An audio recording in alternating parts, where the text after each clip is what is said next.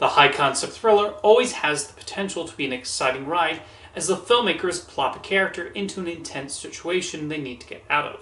With its mixture of technology and a fancy restaurant setting, Drop has a plot that could provide intrigue.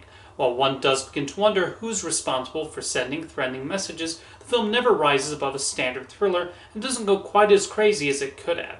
It does at least send you in and out the door without too much time wasted, but one wishes the movie could have taken that extra leap to be more memorable. The single mother Violet, played by Meghan Fahy, is a sympathetic lead as she gets tormented by text messages. The person responsible is someone that's easy to dislike, even when not know exactly who they are, and Faye displays the panic and uncertainty on her face, along with the moments where she tries to hide it. Director Christopher Landon visually depicts the messages on screen in a clever manner, and the film is able to show her thinking on her feet.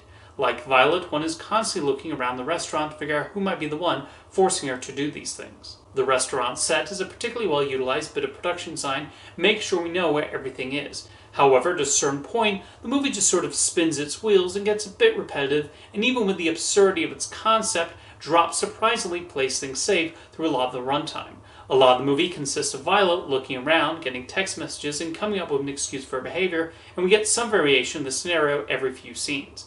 There are attempts at humor, but they lack that extra something, and the comic relief supplied by a waiter gets old quickly. After a while, the film sort of runs out of things to do in this restaurant, and there's a frequent wait for when the plot will reveal who is the villain and when it will eventually kick into high gear.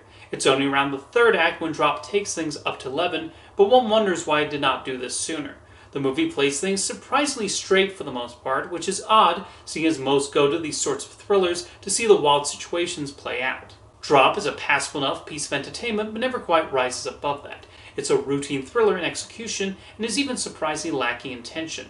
What retains some intrigue is figuring out who is the villain threatening Violet and trying to make her commit these acts. The script does throw enough possibilities your way to keep you guessing, with some viewers being correct and others being way off. The film just needed that extra oomph to make it more than something to pass 90 minutes on before the next thriller hits theaters.